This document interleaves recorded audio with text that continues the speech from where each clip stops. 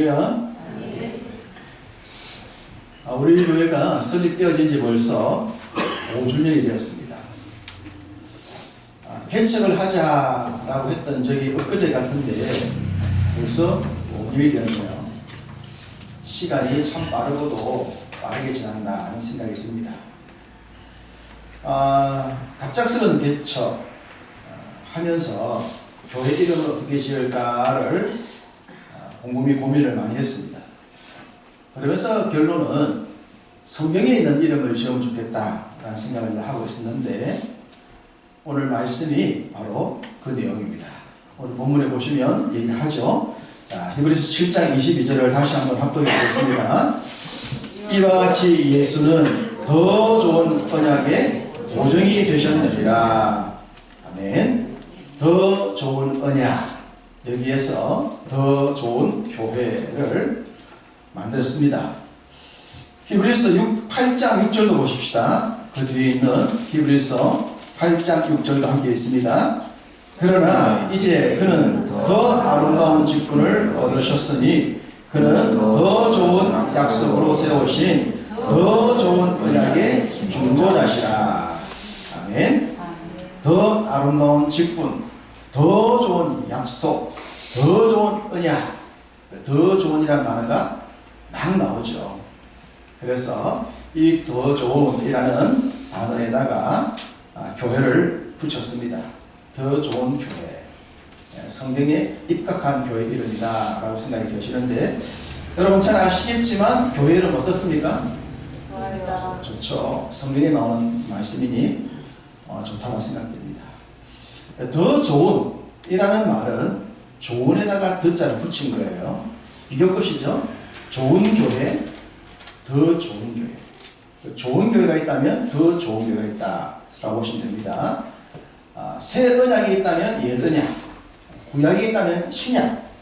이것처럼 좋은 앞에 더자가 붙은 더 좋은이라는 의미가 있습니다. 좋은 교회도 그러하고 더 좋은 교회도 그러합니다. 너희 교회 좋은 교회냐? 우리 교회 더 좋은 교회다. 그거 누군가 인정을 해줘야 되지 않겠습니까? 누군가 인정해 주어야 좋은 교회네, 더 좋은 교회가 되는 것이지 그냥 우리끼리만 해가지고는 인정받을 수가 없어요. 다시 보십시다. 자, 7장 22절을 다시 읽습니다. 이와 같이 예수는 더 좋은 언약의 보증이 되셨느니라. 더 좋은 언약, 더 좋은 교회에 보증이 필요해요. 보증이 되셨다. 누가 보증이 되셨죠? 예수님이 더 좋은 언약에 보증을 써주신 겁니다. 그렇다면 더 좋은 교회도 누가 보증을 써주셔야 됩니까? 하나님이, 주님이 보증을 써주셔야 돼요. 그 교회 더 좋은 교회 맞아 라고 주님이 보증을 써줄 수 있는 교회가 진짜 좋은 교회요, 더 좋은 교회라 믿어집니다. 말씀을 드렸듯이 우리끼리 모여서 교회는 더 좋은 교회 지었으니까 우리 더 좋지? 맞지? 라고 해서는 아무 의미가 없는 겁니다. 우리끼리 해봤자 도토리 키재기죠. 주님이 인정을 하셔야 된다. 더 좋은 언약의 보증이 되셨다. 하나님의 보증을 받을 수 있어야 합니다. 그렇다면 더 좋은 교회가 되기 위해서는 어떻게 해야 되는가? 더 좋은 교회가 되기 위해서는 성도들이 더 좋은 성도가 되어야 합니다. 성도에 의해서 교회가 만들어지지 않습니까? 그러니까 성도들이 좋을 때, 성도들이 더 좋아질 때 교회도 좋아지고 더 좋아지는 것입니다. 그렇다면 성도들은 어떻게 해야 더 좋은 성도가 될 수 있을까? 누가 보더라도 그 성도 참 좋은 성도네, 좋은 신자네 라고 해야 되지 않겠어요? 그런 사람들이 모일 때 더 좋은 교회가 되는 거예요. 그러면 더 좋은 성도는 어떻게 되는 것인가? 여러 가지를 표현할 수 있겠습니다만 우리 교회나 적용을 시키면 이러한 부분이 되지 않겠나 싶습니다. 우리는 개척을 준비해서 개척한 교회가 아닙니다. 몇 년 동안 개척 멤버가 모이고 재정을 모아가지고 어디다 전략적으로 개척할 것인가, 그런 것 없이 너무나도 갑작스럽게 타의에 의해서 개척을 하게 되었어요. 타의에 의해서 교회를 세우다 보니 타인과의 관계에 여전히 문제가 있는 겁니다. 이 타인과의 관계에 있어서 우리 속에 남아있는 어떤 아픔이나 원망이나 어떤 용서하지 못한 것들이 남아있다면 우리는 주님 앞에 더 좋은 성도라 보정을 받을 수가 없다고 생각됩니다. 우리가 주님 앞에서 더 좋은 성도라고 인정받기 위해서는 주님이 보정을 써주셔야 되는데 우리가 타인에 의해서 개척이 되어졌다 하더라도 그 타인에 대한 우리의 생각들이 주님의 마음에 인정을 받아야 한다는 것이죠. 용서하지 못하는 마음이 아니라 용서가 되는 마음, 원망이 사라져 없어진 마음이 될 때에 주님이 우리를 더 좋은 성도라고 인정할 줄로 믿습니다. 원망이나 용서하지 않는 마음을 갖지 않아야 된다고 하는 것 우리 잘 알지 않습니까? 잘 알지만 쉽게 되는 건 아니거든요. 쉽게 되는 거 아니에요. 생각과 믿음이 다르죠. 생각과 삶이 다른 거예요. 그럼에도 불구하고 왜 하나님이 우리에게 네가 더 좋은 성도가 되기 위해서 원망하지 말고 용서하라고 하냐? 그러면 우리 때문입니다. 너를 위해서요. 내가 말하는 말을 따라야 네가 더 좋아. 너를 위해서. 우리 때문이죠. 타인 때문이 아니라 나를 위해서 용서하는 겁니다. 내 마음속에 용서하는 마음이 있고 원망하는 마음이 없어야 내 마음이 편안해요. 내가 평강에 드는 거죠. 그래 내 믿음 생활이 좋아지는 거예요. 주님이 원망의 마음을 갖지 말라 하는 것은 그 사람 때문이 아니라 너 자신을 위한 것이다. 우리를 위한 말씀인 거 잊지 않아야 합니다. 우리는 요셉의 이야기를 잘 알고 있습니다. 요셉이 17살의 나이에 청소년 때에 형들에게 팔려서 13년 동안이나 고단한 삶을 살지 않습니까? 장로님이 지난 5년간 참 힘드셨다는 말씀하셨지만 이 요셉은 13년의 삶을 정말 사람들이 받기 어려운 그런 처지에 놓이지 않습니까? 그러면 이 청소년의 나이에 버림받았던 요셉의 마음속에 원망이 싹트지 않았겠습니까? 형들을 향한 원망, 미움, 용서할 수 없는 마음, 원수를 갚아야 말 거야. 내가 기회만 되어준다면 형들을 내 앞에 무릎을 꿇히고 내가 한번 큰 소리 칠 거야. 그런 마음이 있지 않았겠습니까? 누구라도 억울하게 그 긴 세월을 버림받는다면 원수 갚고 싶은 마음이 있지 않겠습니까? 그게 당연한 거예요. 그런데 요셉은 우리가 알고 있듯이 그런 삶을 살지 않습니다. 요셉이 13년이라는 삶을 살아갈 때에 자신이 스스로 자신의 환경을 바꿀 수가 없었어요. 감옥에서 나올 수도 없었고 억울한 누명을 쓰고도 풀 방법이 없었어요. 약자였기 때문에, 버림받은 존재였기 때문에, 힘이 없기 때문에 자신의 환경을 자기 스스로 바꿀 수가 없었습니다. 그러나 하나님이 오래전에 주셨던 자기 속에 심어주셨던 그 꿈이 이루어질 가능성은 지금 현실은 전혀 없지만 하나님이 자신에게 주었던 그 꿈은 포기하지 않았던 겁니다. 현실은 바꿀 수가 없지만 꿈을 포기할 것인가 그 꿈을 지켜갈 것인가 라는 선택은 요셉이 할 수가 있었던 거죠. 누가 보더라도 그 꿈이 무슨 꿈이야 개꿈이지라고 할 수 있는 그 꿈, 이루어질 수 없는 꿈이었지만 요셉은 이루어질 수 없는 상황에서 그 꿈은 포기하지 않았던 겁니다. 선택을 요셉이 한 거죠. 하나님의 꿈을 붙들었고 그 꿈대로 그의 인생이 변하고 성공 인생으로 됐다고 하는 것을 우리가 알고 있지 않습니까? 그리고 그 긴 세월 버림받았던 삶을 살았던 그 요셉의 마음이 형들을 향한 미움이 아니라 하나님의 꿈을 안고 살아간다고 하는 것을 우리 하나님께서 보정을 써주신 줄로 믿습니다. 하나님이 보정을 써주셨기 때문에 그 마음을 아셨기 때문에 요셉의 삶을 바꿔주신 거라고 생각되어져요. 요셉은 선택했죠. 미워할 것이냐 용서할 것이냐, 꿈을 가지고 살 것이냐, 포기할 것이냐, 그 선택권에 있어서 그는 용서를 선택했고 꿈을 선택했습니다. 그 선택이 그의 삶을 바꾸게 되는 겁니다. 하나님이 그 마음을 보신 것이죠. 말씀을 드렸듯이 요셉이 만약 그 13년이라는 긴 세월 동안 감옥 생활까지 하고 있었는데 용서하지 않는 마음을 가지고 있었다면 감옥 생활이 어땠겠습니까? 진짜 감옥이겠죠. 진짜 감옥 아니겠습니까? 나갈 수는 없고 용서는 되지 않고 화는 나고 생각나면 생각나고 그런 원망에 둘러싸여 있을 텐데 용서하는 마음을 갖고 주의 꿈을 안고 살아가니 감옥 생활이 기쁨이 가득한 것이 될 수가 있었던 겁니다. 감옥에 있는 사람들이 인정할 정도로 이야 쟤는 감옥에 있어서 모든 걸 내가 맡길 정도로 아예 삶이 특이해. 감옥에 있는 그 간수들조차도 요셉을 인정할 수밖에 없는 그 마음의 방향을 하나님께 잡았던 모습인 것을 보여주는 것이죠. 다윗의 군대 장관이었던 요압에 대해서도 한번 생각해 봅시다. 요압은 다윗과 삼촌 조카, 요압이 총독이었던 요압이 다윗의 조카였어요. 조카였지만 또 여부서성을 빼앗을 정도로 용사 중에 용사였고 참 탁월한 대단한 능력자였습니다. 그럼에도 불구하고 이 요압은 다윗에게 늘 부담을 주는 사람이었어요.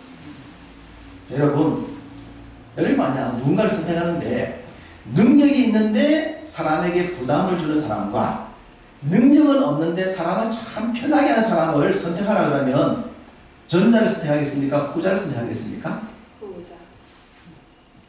결혼 대상자를 찾는데 능력은 있는데 성품이 별로라 좀. 그런데 이 사람 능력은 별로 없는데 성품이 참 좋아. 누구를 선택할까요? 결혼 대상자는 달라집니까? 오늘날 세상은 능력자를 찾습니다. 무조건 능력이에요. 그런데 그 능력을 선택한 삶이 평강이 있냐, 좋냐, 계속 가느냐 라고 하는 것을 따져보면 다릅니다. 요압은 능력자였어요. 그런데 부담을 주는 사람이었어요. 이 부담을 주는 사람, 이 성품이라고 하는 것이 한편으로는 용서하지 못하는 마음. 요압은 그런 성향이었습니다. 자기 동생 아사헬을 죽였던 아브넬을 그는 용서하지 못합니다. 그러다가 통일왕국의 그 중요한 타이밍 때에 아브넬을 몰래 암살을 해버립니다. 사람을 죽일 정도로 이 사람의 성품은 지도자에게 부담을 준 사람이었어요. 압살롬이 반역을 했습니다. 그리고 반역이 이제 진압이 되어져 갑니다. 다윗이 비록 아들이 반역을 했더라도 내 아들 압살롬은 살려달라고 부탁을 하지 않습니까? 모든 신하들에게 죽이지만 말아다오 라고 하지만 요압은 잔인하게 그의 부하들을 데려와서 나무에 매달려 있는 요압의 심장을 갈기게 찢듯이 죽여버립니다. 그렇게 주군이 부탁을 했음에도 불구하고 삼촌이 부탁을 했음에도 불구하고 그는 용서하지 못하는 마음을 가지고 있었습니다. 나중에 쿠데타가 진압되고 난 뒤에 다윗이 아마사를 군대 장관으로 세웠습니다. 요압은 또 그게 용서가 되지 않습니다. 그래서 또다시 아마사를 몰래 불러들여서 찔러 죽여버리고 합니다. 요압은 능력자였습니다. 그러나 그는 그 성향이 용서하지 못하는 성품이었습니다. 용서하지 못했던 거예요. 그 결과 요압의 인생도 불행으로 끝나고 합니다. 능력이 우선이 아닌 거죠. 왜 하나님이 용서하는가? 그것을 요압은 몰랐어요.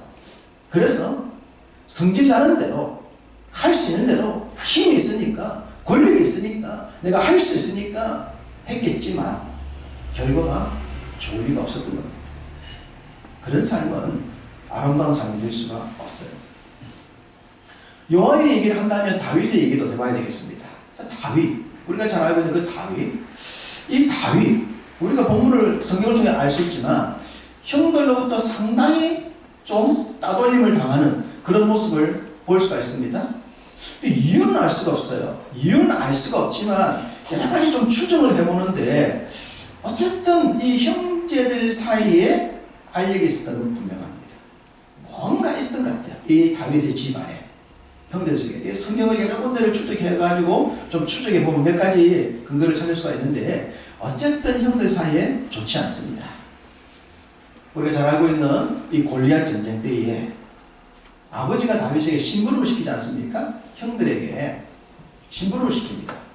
그때 그의 큰형이 다윗을 만났을 때 하는 이야기가 사무엘상 17장 28절입니다. 사무엘상 17장 28절에 이렇게 나와 있습니다. 큰형 엘리압이 다윗이 사람들에게 하는 말을 들은지라 그가 다윗에게 노를 바라여 이르되 내가 어찌하여 이리로 내려왔느냐 들에 있는 양들은 누구에게 맡겼느냐 나는 너희의 교만과 내 마음의 완악함을 아노니 내가 전쟁을 구경하러 왔노라. 큰형이 이렇게 말합니다. 여러분 막내 동생이요 저 먼 곳에서 형에게 안부를 전하러 왔어요. 그럼 형이 어떻게 해야 돼요? 아이고 이 녀석아 이 먼 길을 어떻게 왔노? 잘 왔나? 이상 없었나? 괜찮았나? 이렇게 물어하는 건 아닙니까? 안부를 먼저 묻는 거죠. 이게 정상이죠. 정상적인 관계라면 그 먼 길을 왔으며 고생해서 먼 길까지 와서 알아야 되는데 그렇게 대화를 주고받아야 정상인데 이 엘리압이 하는 말을 보면 양들은 누구에게 맡겼어? 교만하고 완악한 자식아 네가 전쟁을 구경하러 왔구나 이럽니다. 여러분 이게 형이 동생에게 할 수 있는 말입니까? 그리고 지금 이 상황에 그 다윗에게 할 수 있는 말입니까? 양들은 누구한테 맡겼어? 이 완악하고 교만한 놈아 전쟁을 구경하러 왔지? 지금 동생이 전쟁을 구경하고 올 만한 힘이 됩니까? 옆집에서 불난 것도 아닌데 이 집안에 참 뭔가 있는 것 같아요. 이 집안에 이 형들과의 관계에 알지 못한 뭔가 알력이 있는 것 같아요. 그러니까 형이 이 막내한테 이런 말을 하지. 뭔가 문제가 있어. 우리가 뭐 처음에 사무엘이 기름 부으러 갈 때도 7 형들은 집에 있는데 다윗만 양치고 있지 않았습니까? 막내만. 그것만 봐도 알잖아 이 집 분위기. 그러면 다윗은 어떻게 했습니까? 어린 다윗의 마음에 상처가 있지 않겠어요? 야 형아 해도 너무하다 진짜. 내가 이 먼 길 왔으면 아무것도 물어대는 거 아니가. 동생 입장에서 형한테 원망이 있지 않았겠습니까? 그렇게 나를 외면하고 왕따시킨다면 다윗도 아마 형들에게 뭔가 참 상처 같은 것을 가지고 좀 괜찮아졌을 때에 원수 갖고 싶은 그런 마음이 충분히 있었을 만도 했을 것 같지 않습니까? 저는 성경을 보면서 그런 느낌이 와요. 야, 이 정도 되면 다윗도 형들한테 상당한 원망의 마음 갖고 있었겠다. 이런 느낌이 팍팍 들거든요. 그런데 성경을 보다가 딱 한 구절을 보면서 제가 생각이 바뀌었습니다. 여러분 한 구절 같이 봅시다. 역대상 27장 18절입니다. 역대상 27장 18절 651쪽입니다. 역대상 27장 18절을 보시면 이렇습니다. 유다의 지도자는 다윗의 형 엘리후이요. 이 엘리후란 말은 사무엘상 17장에 오는 엘리압과 똑같은 이름입니다. 굉장히 짧은 한 구절인데 저는 이 구절을 보면서 여기서 너무 큰 감동을 받았어요. 짧은 구절이지만 유다의 지도자는 다윗의 형, 큰형 엘리후. 앞서 이 완악한 놈아, 교만한 놈아, 전쟁을 구경하러 왔지라고 소리쳤던 바로 그 큰형을 유다 지도자의 최고 지도자로 세웠습니다. 이럴 수 있겠습니까? 잘 됐다 형. 내가 한번 형을 부끄러우면 줄게.